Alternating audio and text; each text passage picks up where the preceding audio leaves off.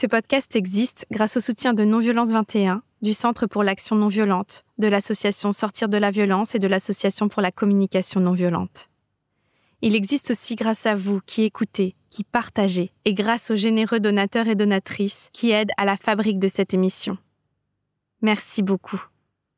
Sachez que j'anime désormais des ateliers créatifs de sensibilisation à la force de la non-violence à destination de tout public à partir de 14 ans. Toutes les informations sont sur mon site force-nonviolence.fr. Parlez-en autour de vous. Belle écoute. C'est d'abord une écologie de l'être humain, la non-violence. Ma lutte va être à travers la parole. Si tu mets la graine de violence, tu la retrouveras en face. Ne jamais obéir. Urgence climatique, justice sociale. D'abord dénoncer le système. Mobilisation citoyenne. On ne peut pas être dans la violence et l'humanisme à la fois.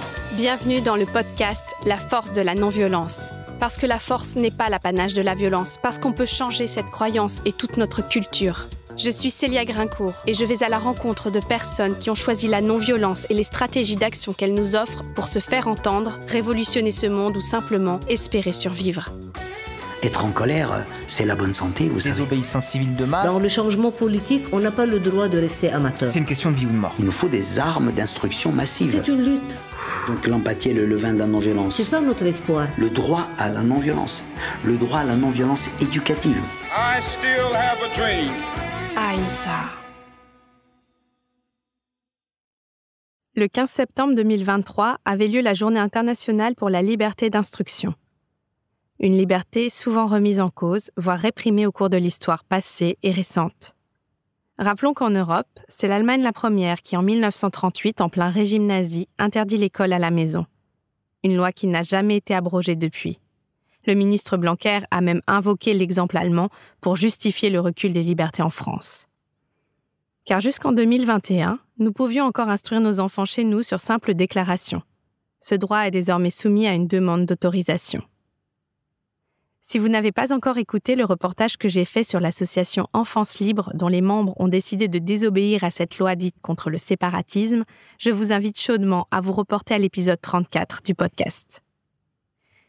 Place maintenant au témoignage de deux couples, Philippe et Emmanuel, Jérôme et Sarah, qui retracent leur parcours de parents déterminés à respecter leurs enfants envers et contre toute autorité.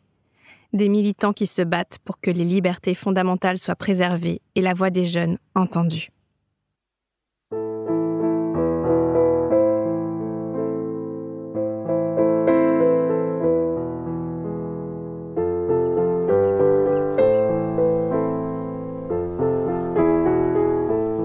Alors je m'appelle Philippe Lacot, j'ai 50 ans. Si je dois me présenter rapidement, j'ai été éducateur et j'ai eu des responsabilités dans le domaine de l'éducation spécialisée, à des postes de responsable, de directeur. Notre premier enfant, Soren, qui a 9 ans aujourd'hui, a eu l'expérimentation d'une crèche auprès de laquelle ça ne se passait pas forcément bien. Je dirais que c'est Emmanuel qui m'a mis la puce à l'oreille avec l'idée de l'hypersensibilité de l'enfant. Donc du coup, on a choisi ensemble de ne pas mettre Soren à l'école et de rentrer dans le cadre de l'IEF pour Soren au tout début. Je suis Emmanuel Chaplot. Sur Paris, j'étais longtemps professeur de danse. Et effectivement, il y a un fil qui a été tiré avec l'arrivée de la maternité, en fait, qui s'est déroulé au fur et à mesure, mais je voyais effectivement que mon premier enfant avait des besoins particuliers. C'est là qu'on a découvert la possibilité de l'instruction en famille. Donc Soren et Ezra ont 9 ans et 5 ans, ils sont différents. Malgré tout, Ezra qui a été à un moment dans ce désir de découvrir l'école, et on n'y est absolument pas fermé, son consentement est important. On avait pris contact avec la mairie et l'école pour voir si ça pouvait se faire. Et rapidement, il nous a dit non, mais en fait, je veux juste peut-être voir un peu plus souvent mes copains et apprendre à lire. Mais je préfère le faire à la maison. Voilà, du coup, on se rend compte que même avec deux enfants très différents, finalement, cette approche-là, les deux s'y retrouvent très très bien. Cette nouvelle loi, elle nous a inquiétés sur le choix en fait que ça laisse. Justement, avec un enfant qui commence à demander à essayer l'école, on s'est dit mais avec cette loi, en fait, il n'y a plus cette perméabilité entre l'instruction en famille et l'école. il y a plus cette liberté de pouvoir essayer, de pouvoir en ressortir à un moment où ça ne convient plus. Et c'est valable pour nous, mais c'est aussi valable pour des familles qui ont peut-être toujours scolarisé leur enfant, mais qui à un moment vont se trouver dans une situation où l'enfant aura besoin de cette issue de secours, de ce pas de côté, même si c'est qu'un temps. Ça a été le cas de ma fille Salma. Elle a choisi d'aller à l'école. Elle va à l'école, je pense plus pour le lien social que pour l'école elle-même. Et puis parce qu'elle n'a connu que ça aussi. Ouais, puis parce que un temps, moi Salma est plus âgée, moi j'étais pas dans ce cadre-là, de l'IEF et tout. Mais elle en a bénéficié aussi à la hauteur d'une année. Et du coup, ce qu'on a pu lui diligenter comme commentaires la concernant en fin d'année sur ses bulletins et tout ça, avec des commentaires affligeants et aberrants, tous les poncifs, quoi, peut mieux faire, travaille pas à la maison, bavardage, et voilà, a beaucoup de lacunes, ne pourra pas faire une filière normale et tout ça. Et en fait, avec cette année d'IEF, où elle a pu se poser, elle est rentrée dans un lycée, en première, et elle a eu 15,5 de moyenne générale. Alors c'est pas pour dire les notes, mais c'est juste que il y a comme quelque chose de flagrant qui s'est passé en elle avec cette libération, cette possibilité de pouvoir respirer, qui lui a permis aussi de se repositionner, de retrouver de l'enthousiasme. Et aujourd'hui, elle est en terminale, elle passe le bac et elle se pose la question de savoir si elle n'a pas envie de faire des études d'avocate. Ma fille, Salma. Alors qu'à un moment donné, comme disait Coluche, c'est plus les études qui la poursuivaient qu'elle qui poursuivait les études. Voilà. Donc être jugé comme étant des séparatistes et ne plus pouvoir utiliser sur le territoire national un mode de fonctionnement, une approche pédagogique qui fait ses preuves, c'est une colère. Moi, j'ai commencé par ça. Nous, quand Marjorie et Ramine ont annoncé leur entrée en désobéissance, ça a résonné rapidement en fait. Et du coup, on n'a pas rempli le dossier de l'autorisation de plein droit, on a tout de suite annoncé notre entrée en désobéissance civile. Et de toute façon, Romy, notre dernière qui serait concernée à la rentrée prochaine, on aurait été obligé de rentrer dans ce jeu de demande d'autorisation dans lequel on ne voulait vraiment pas rentrer, on ne se retrouvait pas du tout là-dedans. Alors depuis le choix de notre désobéissance civile en conscience, nous avons eu une première visite des gendarmes chez nous qui étaient venus pour repérer un peu les lieux, notre maison et tout ça, et un peu échanger avec nous. Ils sont venus nous prévenir qu'ils allaient nous envoyer une convocation pour une audition. Donc on a été auditionnés. Alors c'était intéressant parce que au départ, je dirais pas qu'on était impressionnés, mais on est sur un volet quand même pénal, correctionnel. Et les gendarmes qui se pointent à la maison, pour les enfants et nous-mêmes, ça reste toujours impressionnant. Mais on est tombé sur des gens qui, limite, le premier jour, quand ils sont venus nous visiter, qui auraient pu venir boire l'apéro, parce qu'ils étaient mais pourquoi vous ne mettez pas vos enfants à l'école? Et ils n'étaient pas forcément au courant. Et ça les a fortement intéressés. Et ils étaient d'ailleurs critiques sur tout un ensemble de dysfonctionnements scolaires, de ce qu'eux-mêmes pouvaient vivre à la maison avec leurs enfants, qui étaient overbookés de devoirs, etc. Bref. Et donc du coup, on a été auditionnés par le gendarme, et ça s'est plutôt bien passé, parce qu'à un moment donné, il a mis de côté son audition, il nous a plus posé des questions sur pourquoi, moi je suis pas encore d'enfant, j'ai 25 ans, je débute, ça m'intéresse bien, et au final, il a même pas fait relever l'empreinte qui faisait partie un peu du final de la première audition. J'ai dit non mais du coup je pense que ça va être classé sans suite. Donc il nous a quand même rappelé ultérieurement pour nous dire en fait je dois continuer, et il était gêné de prendre nos empreintes, il était pas bien, mais nous on a cassé un peu le truc et on a rigolé avec lui en disant qu'on était heureux d'être là et que c'était chouette. Voilà. Non, c'est vrai. C'était la suite logique, en tout cas, de la posture. On s'y attendait, quoi. Ouais. On lui a dit clairement qu'on était content d'être là, puisque c'est ça qu'on voulait. De pouvoir aller en procès, pouvoir expliciter auprès de l'opinion publique cette aberration de cette loi. Donc sur ce volet pénal, on a donc, suite à cette audition, été convoqué chez le délégué du procureur, qui nous a proposé une composition pénale, c'est-à-dire qu'on s'expose normalement à 6 mois d'emprisonnement et 7 500 € d'amende du fait d'avoir refusé la mise en demeure de scolarisation. Et il nous a dit qu'au lieu de ça, il nous proposait un stage de responsabilité parentale, qui était quand même payant à hauteur de 300 € par personne. Et on a beaucoup rigolé. Voilà, on n'a pas pu s'empêcher de rigoler parce que forcément dans la posture dans laquelle on est, en acceptant ça, ça reviendra à dire qu'on est effectivement des irresponsables. Ça nous paraissait logique pour nous de refuser et du coup d'aller au procès, au correctionnel. Donc là, d'après notre avocat, ça sera sûrement sur 2024. Mais voilà, donc en tout cas sur le volet pénal, on attend notre convocation au correctionnel. Et parallèlement à ça, donc le procureur a fait une information préoccupante, une enquête sociale. On a eu un premier rendez-vous avec une assistante sociale et une infirmière puéricultrice pour nos 3 enfants. Donc ça, je tiens quand même à signaler qu'on n'a que 2 enfants qui étaient concernés par ce refus de scolarisation, Soren et Ezra. Et pourtant, sur l'information préoccupante qu'on a reçue et notre convocation par les services sociaux, on avait bien Romy, notre petite dernière, qui avait alors 18 mois, qui était aussi concernée.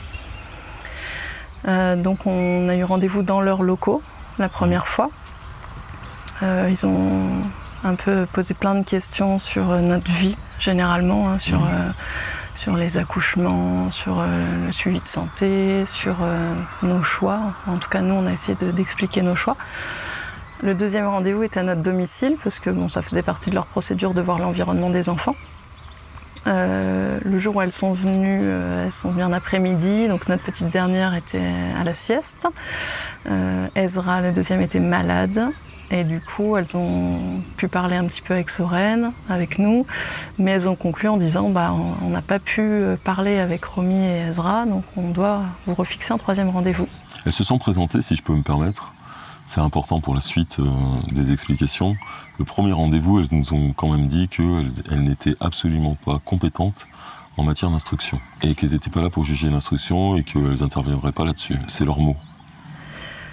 Et du coup, on a eu un 3e rendez-vous à nouveau dans leurs locaux, qui ne s'est pas particulièrement bien passé. Déjà, elles se sont braquées au début parce qu'elles ont demandé à parler aux garçons sans nous. Les garçons n'ont pas accepté. On a senti que ça les agaçait quand même. Et puis, elles sont beaucoup revenues sur l'instruction, sur nos choix d'apprentissage autonome, sur leur inquiétude, si les enfants souhaitaient un jour retourner à l'école. Comme on leur a répondu, la réponse est dans votre question, parce qu'en fait, s'ils le souhaitent, ça veut dire que ce sera une envie de leur part, ça veut dire qu'il y aura de l'enthousiasme, il y aura du sens, et on n'a aucun souci sur le fait qu'ils feront ce qu'il faut pour pouvoir rejoindre un parcours scolaire. Elles nous ont dit aussi qu'elles avaient appelé l'inspecteur académique qui avait suivi les garçons. Cet inspecteur qui avait pourtant fait un contrôle positif 2 années de suite, mais qui leur a quand même dit a priori de leur dire que c'était faible. Et du coup, elles nous ont dit que dans leurs conclusions, elles se permettraient quand même de dire qu'elles sont inquiètes. Sous forme de questionnement. Sous forme de questionnement, mais qu'elles sont inquiètes pour l'instruction de nos enfants. Après nous avoir dit donc au premier rendez-vous qu'elles ne jugeraient pas de l'instruction, qu'elles n'étaient pas compétentes en la matière. Et avec un contrôle positif de l'inspecteur quand même. Moi, je questionne leur légitimité pour juger de l'instruction, en tout cas de nos enfants. Alors, les risques, j'en ai parlé tout à l'heure sur le volet pénal, donc on est toujours sur le risque de 6 mois d'emprisonnement et de 7 500 € d'amende. Sur le volet civil, a priori s'ouvre pour nous, c'est pas confirmé, pour l'instant c'est la demande de l'assistante sociale, mais c'est pas encore confirmé. Auprès de son supérieur. Voilà, c'est pas confirmé ni par son supérieur ni par le magistrat, mais il se pourrait qu'on ait une mesure judiciaire d'investigation éducative. Donc une enquête sociale un peu plus poussée, qui peut durer 5 à 6 mois, et qui peut aboutir ou non à une mesure éducative. Ça peut parler de placement, ça peut parler de prise en charge peut-être à la maison, ce qu'on appelle une AED, assistance éducative, à la maison.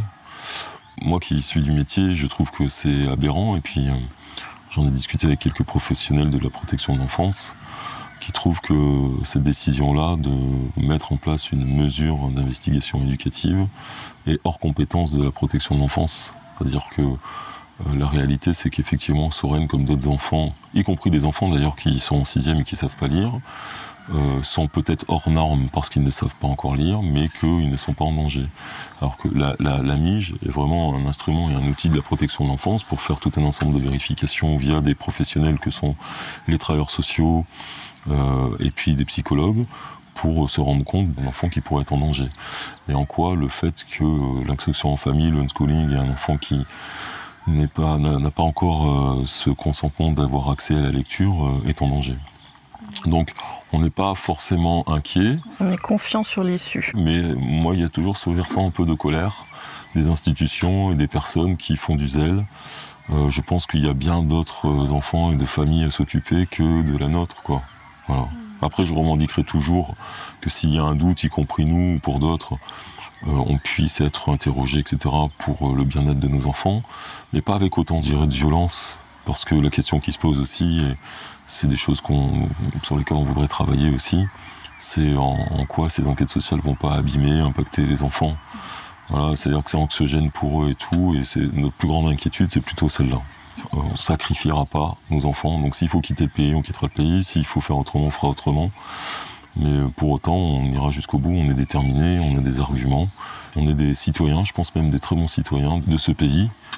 Oui, c'est l'opportunité en plus d'expliquer à nos enfants ce que c'est que d'être citoyen, d'expliquer tout ce rapport à la loi, à la justice et à la justesse. Donc c'est aussi chouette d'apporter ça avec nos enfants et de partager ça positivement avec eux. Et puis il y a une forme de fierté aussi, parce qu'avec toutes ces familles qui sont en désobéissance civile, moi je ressens une fierté d'homme à bouger, quoi.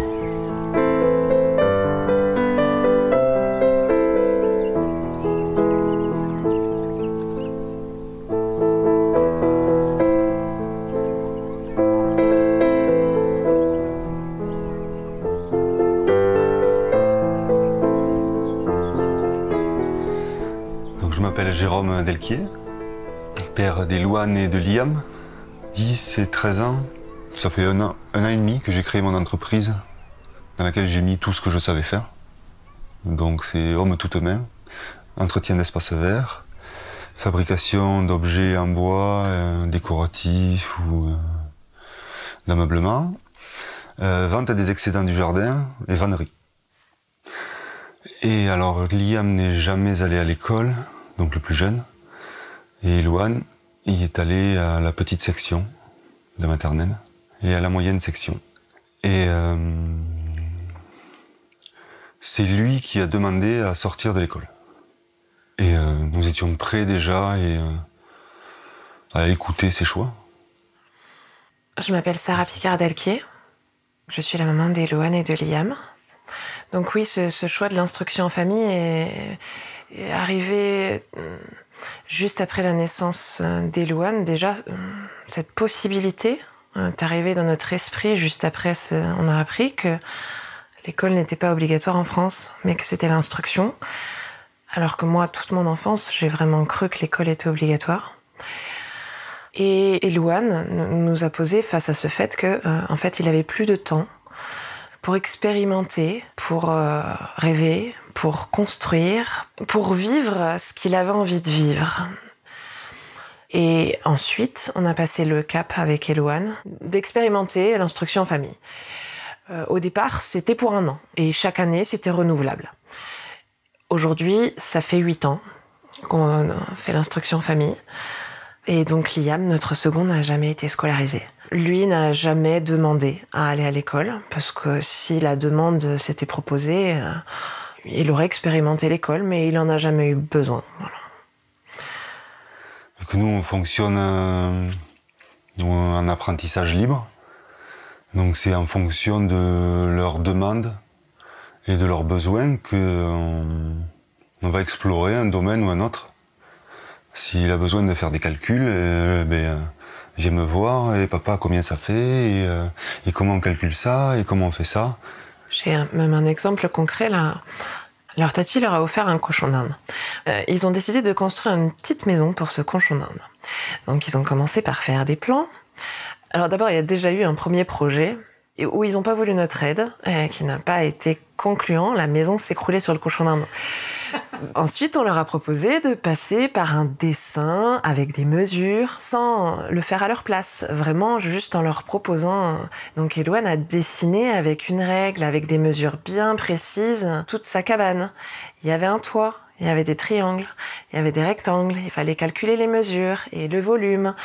En fait, chaque petite situation de notre vie est remplie d'apprentissage qu'on pourrait proposer à l'école, sauf que c'est concret, ça a du sens pour eux. Après, moi, je réponds essentiellement à leurs questions.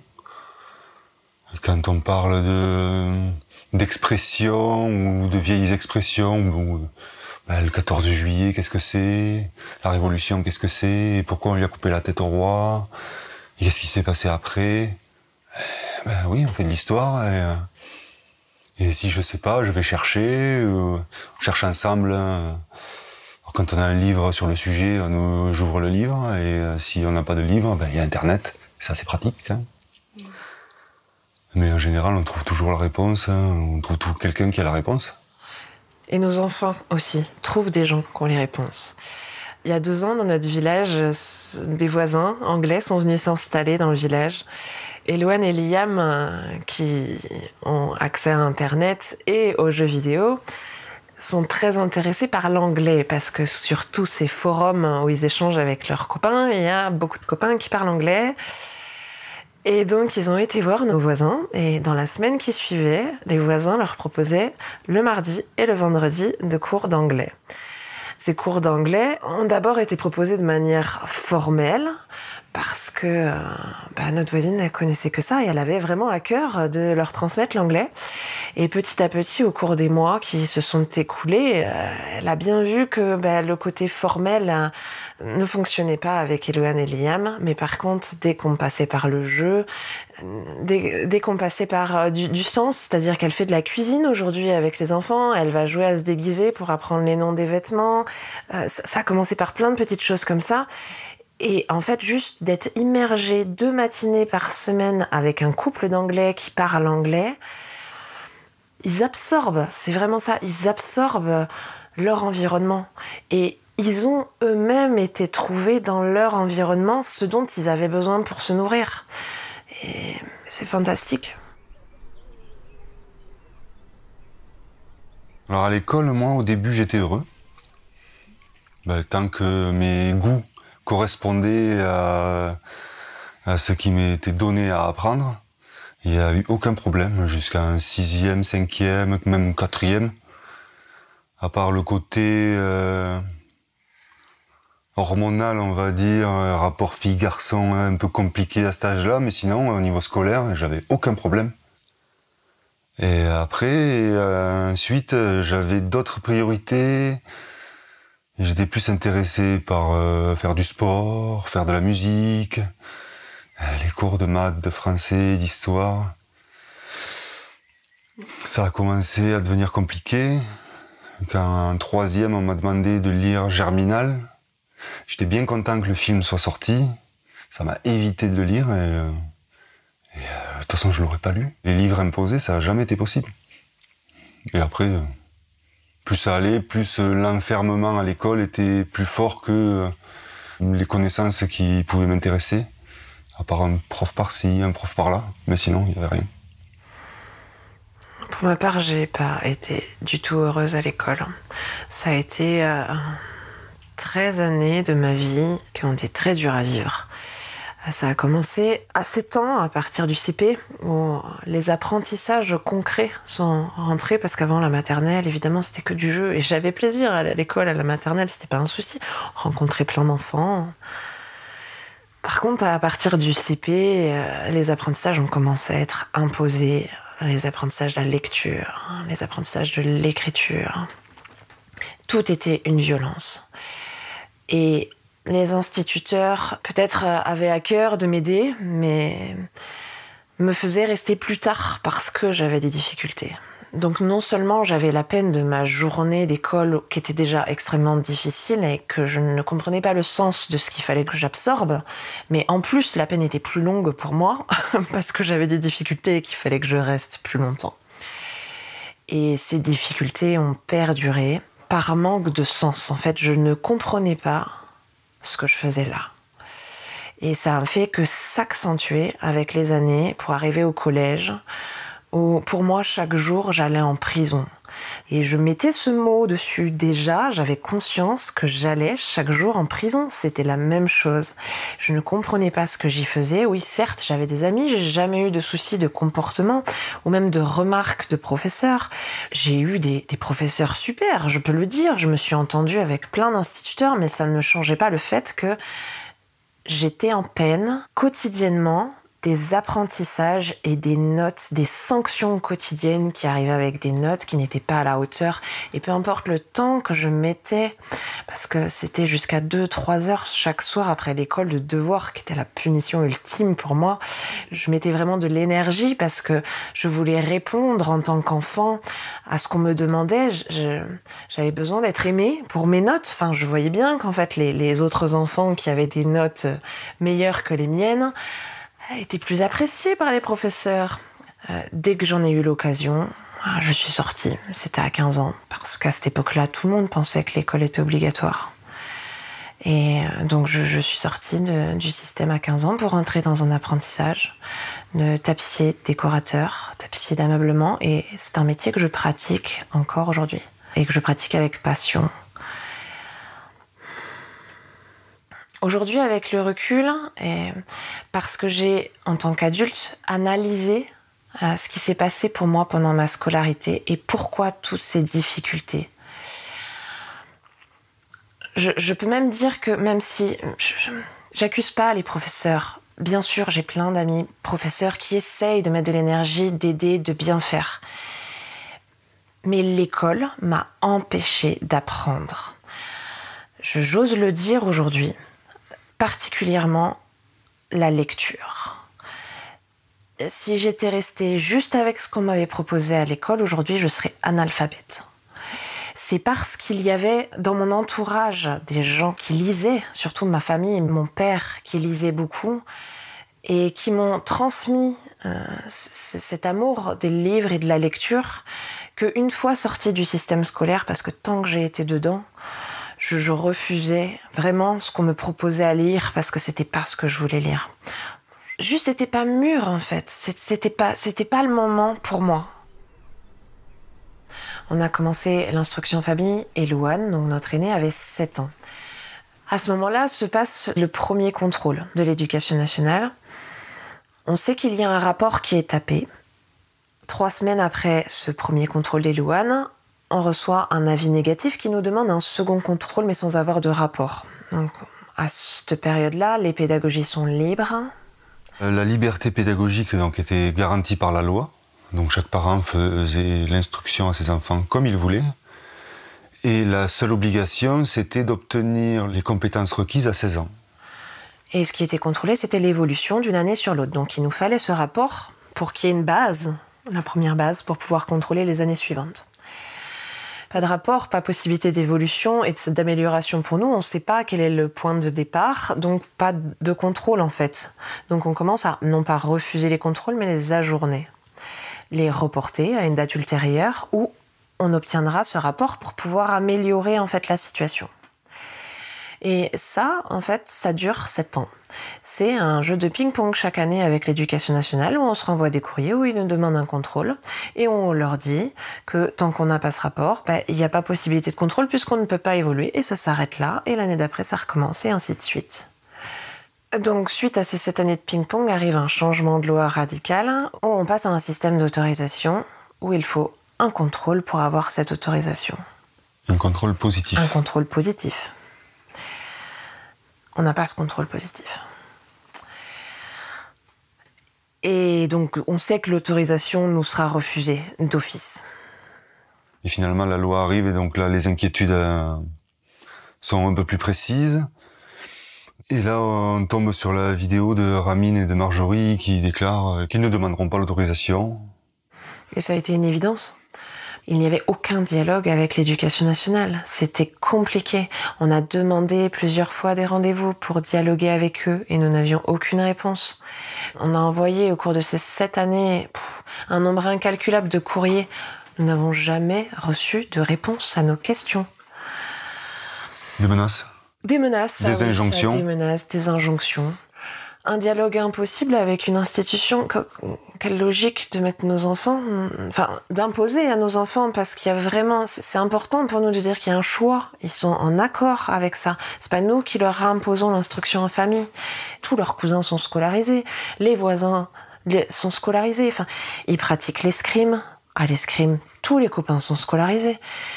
Ils échangent avec des enfants scolarisés. Mais pourtant, ils n'ont pas envie d'aller expérimenter ça. Et c'est OK. Pourquoi on les forcerait à aller quotidiennement à l'école? Ouais. Et puis c'est un rapport avec nos valeurs aussi. Cette loi, on la voyait comme une injustice profonde et c'était pas possible. Ça remettait en cause toute notre vie, toute notre organisation, sachant que nous n'aurions jamais l'autorisation, vu que nous n'avions jamais eu de contrôle positif. On était, comme si la loi était faite pour nous coincer, finalement. Nous en avons parlé avec Elouane et Liam, qui, eux, du moment qu'ils restent en instruction en famille, je pense qu'ils étaient... En sachant que c'est une évidence, ce choix de la désobéissance civile. Mais on est des pionniers dans cette démarche. C'est un inconnu qui nous attend. Voilà. Actuellement, on est sous le coup d'une information préoccupante. Donc nous avons 2 éducatrices qui sont chargées pendant les 2 prochains mois, mais ça a déjà commencé depuis un mois, on est vraiment en plein dedans, de mener une enquête sur notre famille. En face de nous, on a eu 2 personnes complètement différentes.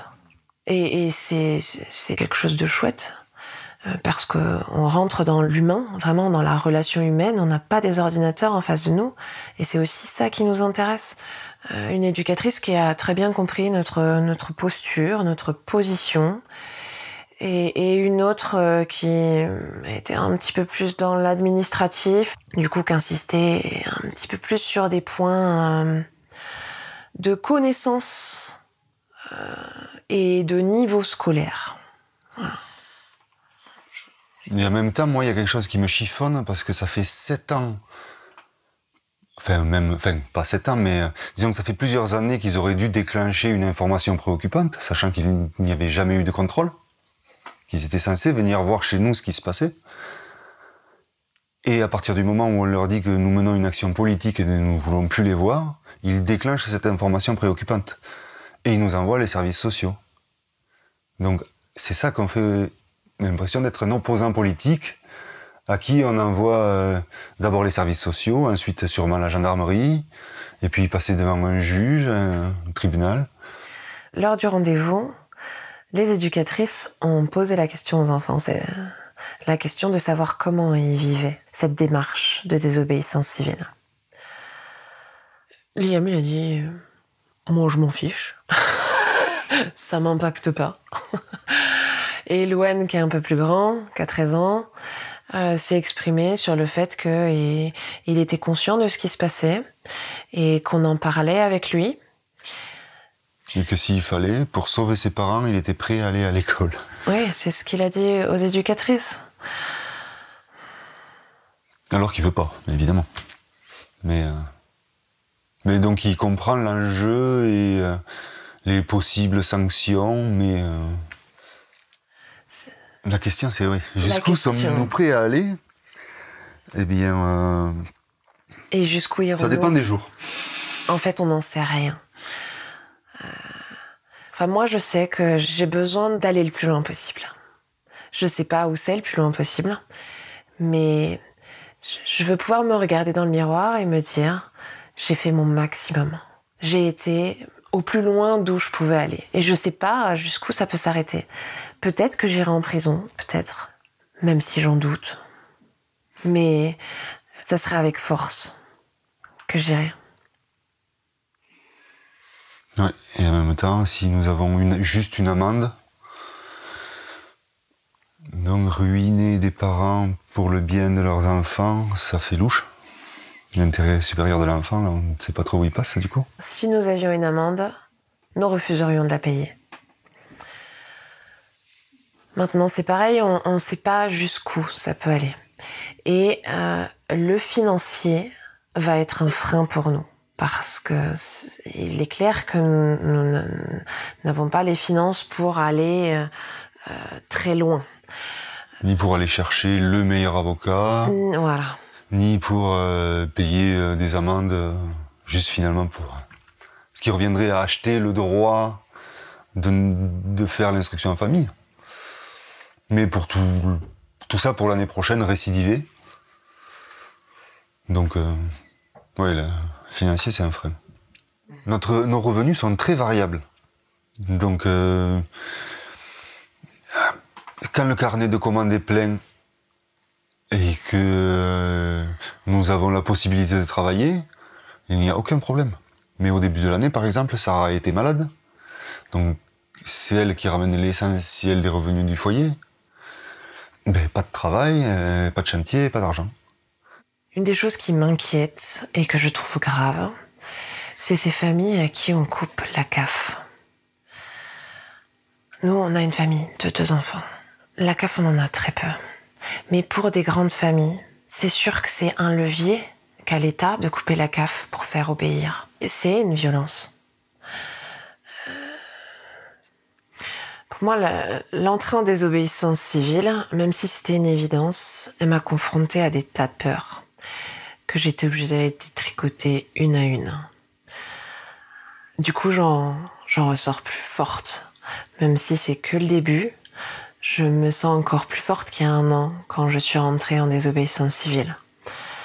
Le fait d'avoir été voir en face ces peurs et de les avoir fait exploser, en fait.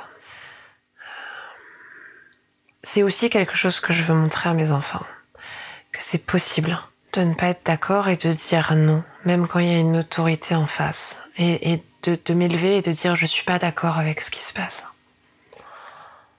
Peu importe les risques, en gardant ce fil de mes valeurs.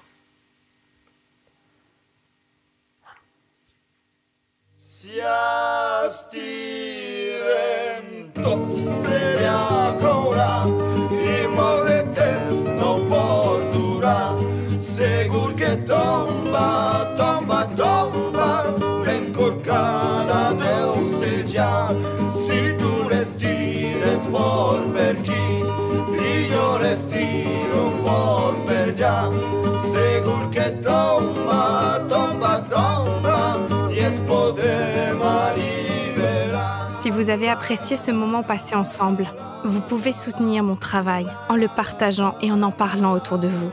Et vous pouvez aussi me faire des dons, ponctuels ou réguliers, en cliquant sur l'onglet « Soutenir » du site force-nonviolence.fr. Je nous souhaite d'utiliser nos peurs, nos colères et nos révoltes comme un moteur pour agir et transformer ce monde. Ahimsa.